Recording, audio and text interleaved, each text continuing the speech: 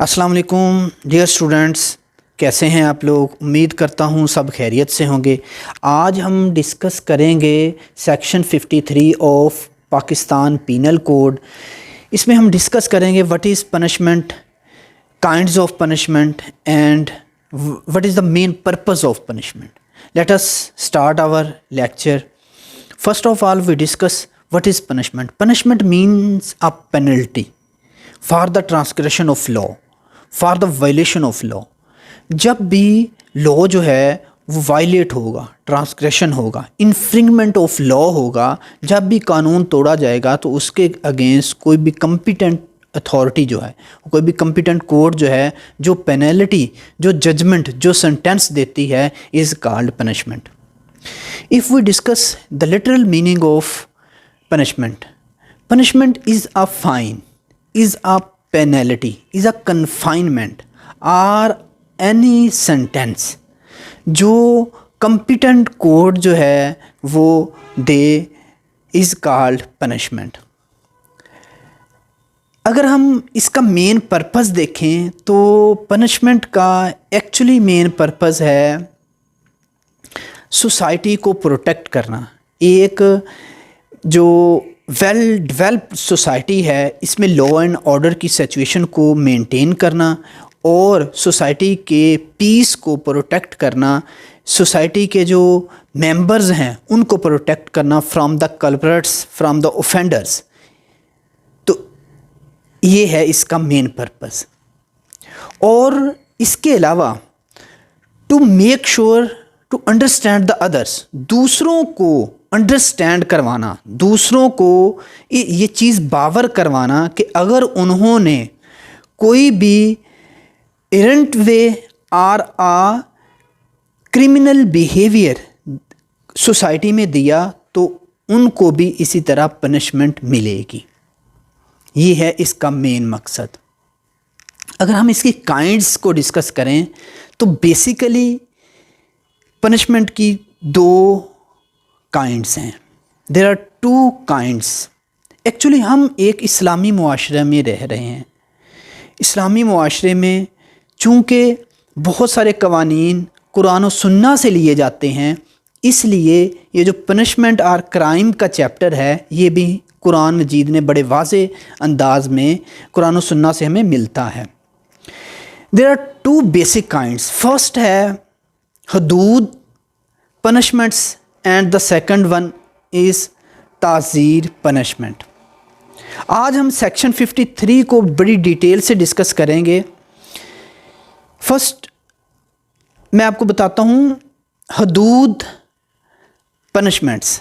कुरान मजीद में सूरत माइदा में 245 नंबर आयत में अल्लाह पाक बड़े वाज़े अंदाज में बताते हैं, the life for life, the eyes for eyes, and nose for nose, and the ear for ears, and the teeth for teeth, and wound for equal to equal। मतलब कि जैसा किया जाएगा उसके साथ वैसा ही किया जाएगा। और अगर हम जो इसको किसास भी कहते हैं, अगर हम किसास के लिटरल मीनिंग देखें तो किसास मीन्स है ब्लडशेड और रेपिटिशन और रेट्रीब्यूशन। ठीक है, सूरत माइदा में बड़े वाज़े अंदाज में अल्लाह पाक ने किसास के बारे में बताया है। इसके अलावा सूरतुल बकरा आयत नंबर 178 और 179 में अल्लाह पाक ने बड़े वाज़े अंदाज में फरमाया, ओ बिलीवर्स, ए जानने वालों, retaliation is prescribed for you in the matter of the murders। Quran मजीद में इरशाद होता है कि जो किसास है ये मर्डर केसेस में इसके बारे में बड़े वाज़े तरीके से आपको बता दिया गया है। और अगर इससे आगे हम पढ़ें तो the free man for free man, slave for slave and women for women. Means कि अगर एक फ्री मैन किसी को कत्ल करता है तो उसको भी कत्ल किया जाएगा। अगर स्लेव किसी को कत्ल करता है तो उसके अगेंस्ट स्लेव ही कत्ल किया जाएगा। तो ये किसास की सज़ाएं हैं कि जो हदूद सज़ाएं हैं इसमें किसास, दियत, अर्श और दमन शामिल है। इसके बाद ताज़ीर की सज़ाएं हैं। ताज़ीर actually is the discretion of the competent court. ये कम्पिटेंट कोर्ट की डिस्क्रिशनरी पावर्स हैं according to the circumstances of the case को देखते हुए कोर्ट जो सज़ा देती है वो ताज़ीर की सज़ा कहलाती है। अब हम इसको डिटेल से डिस्कस करते हैं। सबसे पहले हम देखते हैं किसास। लिटरली किसास is derived from the word अल किसास which means to follow in some footsteps. इसका मतलब है कि जैसा किया जाएगा बिल्कुल वैसा ही उसके साथ किया जाएगा, कन्विक्ट के साथ किया जाएगा। अगर हम इसके लीगल मीनिंग्स देखें तो लीगली द वर्ड किसास means bloodshed in repetition or retaliations. ठीक है, और किसास का जो डेफिनेशन है 299 के ऑफ पीपीसी में बयान की गई है। किसास mean punishment by causing hurt at the same part of body of the convict. Means के अगर जो कन्विक्ट है वो अगर कोई हर्ट करता है तो उसके सेम पार्ट ऑफ बॉडी पर ही हर्ट किया जाएगा। अब हम देखते हैं देयर आर सम एक्सेप्शंस कि कब किसास एप्लीकेबल नहीं है। यहाँ पर कुछ ऐसी सूरतें हैं कि जब किसास लागू नहीं होता। ठीक है, फर्स्ट सबसे पहले if offender dies before the commencement of किसास। किसास लागू होने से पहले ही ऑफेंडर जो है, जो जुर्म करने वाला है, वो फौत हो जाए तो ऐसी सूरत में किसास लागू नहीं होगा। इसके बाद दूसरे जो है राइट ऑफ किसास डिवॉल्व ऑन द ऑफेंडर। अगर किसास का जो राइट है वो ऑफेंडर पर आ जाए, फॉर एग्ज़ाम्पल अगर हस्बैंड वाइफ को या वाइफ हस्बैंड को कत्ल कर देती है, ऐसी सूरत में अगर हस्बैंड का कोई वारिस मौजूद नहीं है, कोई वली नहीं है, तो ऐसी सूरत में किसास लेने का जो राइट है वो बीवी पर आएगा। ठीक है, तो बीवी जो है वो खुद से किसास नहीं ले सकती, ऐसी सूरत में किसास लागू नहीं होगा। And the third one is अगर वली जो है वो राइट ऑफ किसास वेव कर दे। मीन्स कि अगर जो वली है, वली मीन्स है the heirs of the victim. Victim के जो हेयर्स हैं वो वली कहलाते हैं। और अगर वली जो है वो किसास का राइट वेव कर जाए तो ऐसी सूरत में किसास लागू नहीं होता। And the fourth one is अगर किसास का जो राइट है वो ऐसे वली पर आ जाए जो कन्विक्ट से किसास ना ले सकता हो। फॉर एग्ज़ाम्पल वही बात है, अगर बाप अपने बेटे को कत्ल कर देता है तो दूसरा बेटा अपने बाप से किसास नहीं ले सकता, तो ऐसी सूरत में भी किसास लागू नहीं होता। ठीक है, तो डियर स्टूडेंट्स ये किसास आपको समझ आ गई होगी। इसके बाद नेक्स्ट है दियत। दियत मीन्स अ कंपनसेशन है which is payable to the heirs of the victim by the offender as bloodshed। किस दियत जो है ये ऐसा खून बहा है जो सिर्फ मर्डर केसेस में, किसास के केसेस में एप्लीकेबल होता है। इसमें अगर किसास लागू ना हो तो दियत दी जाती है एज आ खून बहा के तौर पर। और अगर वली जो है वो किसास का राइट वेव कर जाए, किसास ना ले, तो तब भी दियत दी जाती है। दियत जो है इसकी डेफिनेशन 299 ई ऑफ पीपीसी में बयान की गई है। अभी जैसे मैंने आपको बताया कि ये ऐसी कंपनसेशन है जो कि विक्टिम के हेयर्स को, वारसान को दी जाती है। अगर हम दियत की वैल्यू को डिस्कस करें तो दियत की वैल्यू जो है वो 30,630 ग्राम चांदी की कीमत के बराबर होती है। मतलब 30,630 ग्राम चांदी की कीमत के बराबर होती है। और ये फेडरल गवर्नमेंट 1 जुलाई जो फाइनेंशियल ईयर जब स्टार्ट होता है उस वक्त इसकी जो कीमत है उसका तयन करके ऑफिशियल गज़ट में इसको शाया कर देती है। इसके बाद हम बात करते हैं अर्श की। अर्श भी एक कंपनसेशन ही है, ठीक है। अर्श मीन्स कंपनसेशन है which is payable by the offender to the heirs of the victim. ये भी कंपनसेशन है, ये हर्ट केसेस में होता है, ठीक है।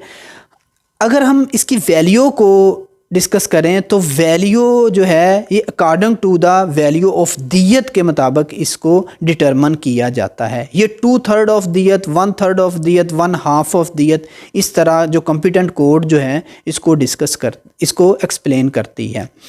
And the next one is अगर पेमेंट ऑफ अर्श जो है, सबसे पहले तो हम डिस्कस करते हैं पेमेंट ऑफ अर्श। ये लमसम भी हो सकती है एंड विद द इंस्टॉलमेंट भी हो सकती है, दोनों तरह से जैसे कॉम्पिटेंट कोर्ट कंसीडर फिट करे वैसे इसकी जो पेमेंट है वो की जा सकती है। और दूसरी चीज़ ये आपको बता दूं, दियत की डिटर्मिनेशन जो है वो कॉम्पिटेंट कोर्ट जो है according to the circumstances of the case, financial position of the heirs of the victim and the offender, इन चीज़ों को मद्देनज़र रखकर डिटरमन करती है। And the next one is दामान। दामान मीन्स है price or the similar thing, ठीक है। ये भी हदूद पनिशमेंट में ही आता है। और दामन जो है ये आमतौर पर जो विक्टिम की प्रॉपर्टी या विक्टिम की कोई चीज़ें जो हैं उसको ख़त्म करने, तबाह करने के एवज़ उसकी प्राइस जो है वो दी जाती है, या फिर वैसी ही सिमिलर थिंग दी जाती है। और इसकी डिटर्मिनेशन अकॉर्डिंग टू द अर्श की जाती है कि अर्श का जो 1/3 है या 1/2 जो है या 1/4 जो है इसके मुताबिक की जाती है। एंड अर्श की पेमेंट जो है वो भी लमसम आर विद इंस्टॉलमेंट की जाती है। बट यहाँ पर फिर वही बात है, कॉम्पिटेंट कोर्ट कंसीडर फिट, जहाँ पर वो कंसीडर फिट करेगी, मतलब कॉम्पिटेंट कोर्ट को जो मुनासिब लगेगा उसके मुताबिक करेगी। जी तो स्टूडेंट्स, इसके बाद ताज़ीर की सज़ाएं हैं। ताज़ीर मीन्स पनिशमेंट अदर दैन किसास, दियत एंड अर्श एंड दामान। ताज़ीर भी पनिशमेंट है जो हदूद पनिशमेंट के अलावा हो, या जहाँ पर हदूद जो पनिशमेंट हैं वो लागू ना हो, वो इन्फोर्समेंट ना हो उनकी, तो वहाँ पर ताज़ीर की सज़ा दी जाती है। ताज़ीर actually discretion of the competent court है। ये कॉम्पिटेंट कोर्ट की डिस्क्रिशनरी पावर है according to the circumstances of the case, according to the facts of the case. इन चीज़ों को मद्देनज़र रखते हुए कॉम्पिटेंट कोर्ट जो है वो पनिशमेंट डिटरमन करती है। इसमें सबसे पहले है डेथ सेंटेंस। डेथ सेंटेंस जो है वो हाईएस्ट सेंटेंस है इन ताज़ीर। ताज़ीर में ये हाईएस्ट सेंटेंस है। अब ये अवॉर्ड की जा सकती है इन सम केसेस। वो cases first of all waging wars है, मुल्क के ख़िलाफ़ बगावत है, सिविल वॉर है, या मर्डर है, या डकैती विद मर्डर है। तो ऐसे केसेस में, इसके बाद हाईजैकिंग है, तो ऐसे केसेस में डेथ सेंटेंस दी जा सकती है। इसके बाद इम्प्रिजनमेंट फॉर लाइफ है। इम्प्रिजनमेंट फॉर लाइफ जो है ये भी ताज़ीर की सज़ा है। इसमें जो कन्विक्ट है, जो ऑफेंडर है, उसको फॉर लाइफ के लिए जेल भेज दिया जाता है। इसमें ये भी डिस्क्रिशन ऑफ द कोर्ट है। कुछ केसेस हैं जिनमें ताज़ीर की ये सज़ा दी जाती है, जिनमें वेजिंग वार अगेंस्ट कंट्री, अगेंस्ट पाकिस्तान है, बगावत है, मर्डर है, इसके अलावा डकैती है, इसके अलावा हाईजैकिंग है। ऐसी सूरतों में जो है वो इम्प्रिजनमेंट फॉर लाइफ दी जा सकती है। इसके बाद इम्प्रिजनमेंट है। अब इम्प्रिजनमेंट दो तरह की है, first simple imprisonment and the second one is rigorous imprisonment.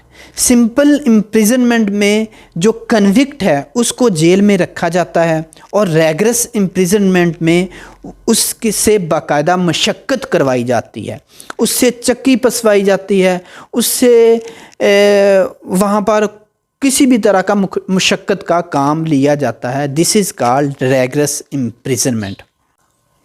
जी तो student, next one is forfeiture of property. Forfeiture of property में जो ऑफेंडर है, जो कन्विक्ट है, उसकी प्रॉपर्टी फोर फीच कर ली जाती है, जब्त बनाम सरकार कर ली जाती है। ऐसे केसेस जैसे कि हाईजैकिंग है, वेजिंग वार अगेंस्ट कंट्री है, बगावत है, डकैती है, या फिर जो काउंटरफीट ऑफ कोइंस हैं, मुल्की जो करेंसी है उसको उस जैसी बनाना, जाली करेंसी बनाना और मार्केट में लाना, ऐसी सूरत में भी फोर फीचर ऑफ प्रॉपर्टी हो सकती है। या फिर जो पब्लिक सर्वेंट्स हैं, जो गवर्नमेंट सर्वेंट्स हैं, वो अगर अपनी सैलरी के अगेंस्ट एक लेविश लाइफ स्टाइल गुजार रहे हैं और प्रॉपर्टी बनाते हैं, तो ऐसी सूरत में भी फोर फीचर ऑफ प्रॉपर्टी हो सकती। जी तो students, and the next one is fine. Fine में ऑफेंडर या कन्विक्ट जो है उसको फ़ाइन किया जाता है ऐसे केसेस में। इसमें पीपीसी में स्केड्यूल दिया गया है, नेक्स्ट किसी लेक्चर में मैं डिटेल से आपको डिस्कस ये कर दूंगा। फ़ाइन में कन्विक्ट को और ऑफेंडर को उसकी जो मालियाती तौर पर उसको पेनल्टी दी जाती है, ठीक है। वो पैसों की सूरत में हो सकती है, वो जो उसके पास माल है उस सूरत में हो सकती है, उसका माल जब्त हो सकता है, तो किसी भी तरह की जो करेंसी है इसकी सूरत में हो सकती है। जी तो स्टूडेंट्स, आज का लेक्चर, इसके बारे में अगर आपने कोई क्वेश्चन हो तो कमेंट बॉक्स में मुझसे डिस्कस कर लीजिएगा। ओके, अल्लाह हाफिज़, खुश।